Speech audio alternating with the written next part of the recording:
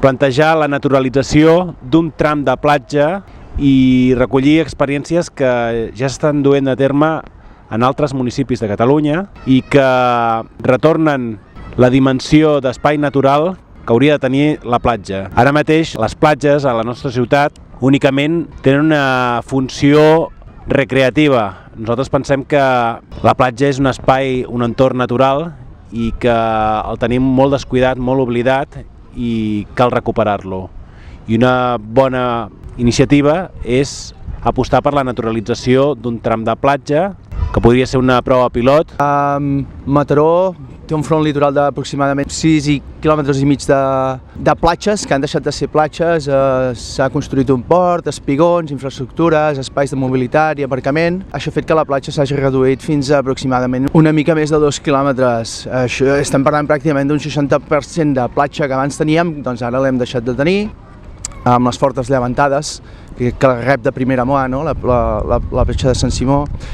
I llavors una sèrie d'efectes antròpics que de forma continuada es van fent a les platges i tenen impactes degradatoris sobre el que és l'espai natural. La regeneració de platges, ens anem quedant sense platges, anem tirant sorra a sobre, la gent trepitja, els cotxes hi van, espais on no hi haurien de ser-hi i doncs una mica també l'efecte de la mecanització de la neteja de platges. Aquesta proposta bàsicament s'enfoca en això, no? Com podem gestionar la platja i sobretot mirant des del punt de vista de la neteja. Considerem que la mecanització de les platges té un efecte destructor sobre la vegetació autòctona i això fa que les mateixes plantes al no ser-hi no arrel a la sorra i hi ha processos erosius importants. Per altra banda, aquí tenim l'Alguer de Mataró al davant, gran part de Posidònia arriba, quan es degrada, quan mor, arriba a les platges, l'efecte mecànic de la neteja s'ho emporta tot i bàsicament no queda absolutament res i és importantíssim perquè tenim una fauna associada, pot ser mol·luscos, pot ser crustacis, aus marines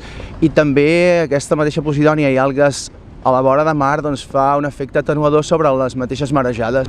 Per altra banda, la mecanització de la platja la deixa plana. Tenim uns esglaons naturals on arriben les ones, tenim un factor del vent. La mecanització de la neteja no és selectiva. Tenim borilles que no se'ls emporta, tenim els bastonets de les orelles i de la higiènics que no s'ho emporta, però sí que s'emporta altres grans importants de deixar la platja, o sigui, les petxines pràcticament no en trobem. Doncs en el programa electoral que la CUP ja va presentar a les municipals del 2015 ja remarcàvem algunes necessitats, entre elles hi havia la de no hipotecar el que era la primera línia de mar amb equipaments que fossin purament d'oci o equipaments comercials. També ja parlàvem de que calia enfrontar el problema de la regressió de platges prenent mesures que facilitessin la regeneració natural d'aquestes. Parlàvem també de començar a impulsar la custòdia del territori i inclús de destinar un percentatge de la recaptació de l'IBI en plans de protecció del paisatge natural.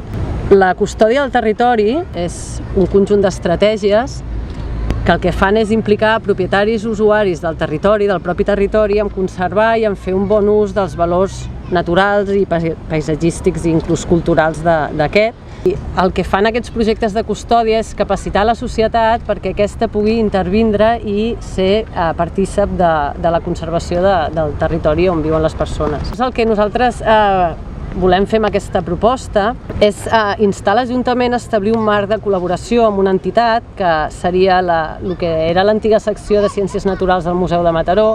Actualment és la delegació de la Serralada Litoral Central de la Institució Catalana d'Història Natural, la ICHN. És una entitat que no té ànim de lucre, que té un recorregut de molts anys, treballant amb recerca participativa, amb divulgació ambiental. O sigui, l'objecte d'aquesta col·laboració seria que es fes un projecte de custòdia del territori que es basaria en restaurar un tram de la platja Sant Simó, propiciant la naturalització d'aquest espai i amb això apropar aquest espai a la societat i els ciutadans poguessin ser partícips d'aquest projecte des del principi.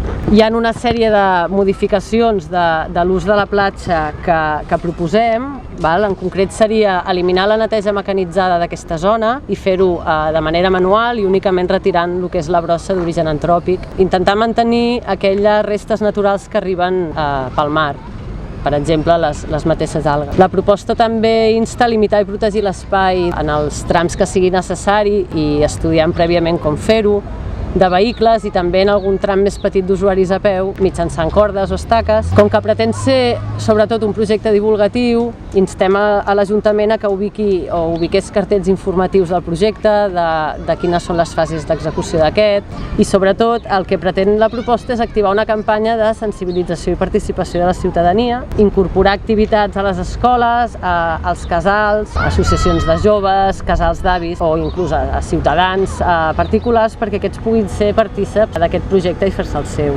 La idea és que l'Ajuntament de Mataró assumís el compromís de col·laborar i donar suport a les accions de custòdia que es duguessin a terme en aquesta platja i l'entitat de custòdia seria l'encarregada de coordinar l'execució d'aquest programa de custòdia i promoure les activitats que la ciutadania hi pogués dur a terme. Aquest projecte no va senzillament de tancar o de delimitar un tros de platja i fer créixer vegetació, sinó que si això passa estaria bé, però tampoc és que sigui un projecte molt ambiciós, sinó que pretén restaurar un espai natural enmig de Mataró, un petit espai natural per poder-lo gaudir tots i fer-ho entre tots.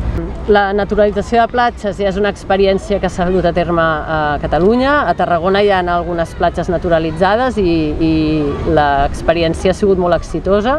A Barcelona, la gent de Submont, per exemple, recentment ha naturalitzat un espai de la platja de Viladecans. I aquí al Maresme també tenim experiències similars. Tenim els exemples de Malgrat, de Canet. Des d'Arenys de Mar, en la negociació de pressupostos d'aquest any, vam prioritzar una sèrie d'aspectes i entre aquests el fet d'apostar per recuperar, naturalitzar o deshumanitzar una sèrie d'espais del que és la franja costera arenyenca.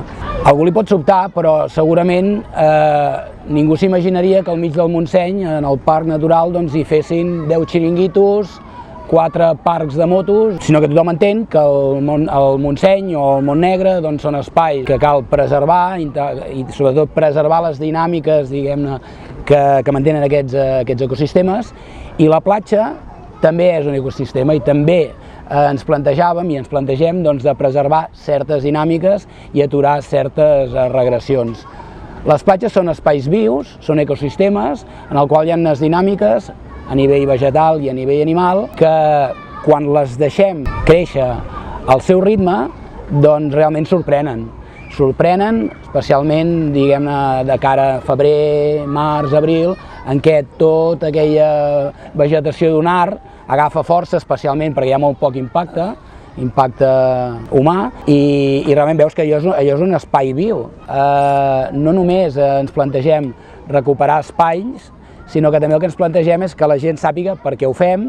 Els usos en una platja, els usos socials, de lleure, d'equipaments i els usos naturals són compatibles. Hi ha altres experiències que estan funcionant i que realment no només el que fan és revaloritzar paisatgísticament i el fet de que la gent pugui accedir a una platja que no és només un desert, sinó que és un espai on hi ha colors, on hi ha plantes, on hi ha espais on la gent pot estar amb més benestar, sinó que a més poden ser compatibles el fet que hi hagi xiringuitos, que fins i tot els xiringuitos poden sortir beneficiats, no?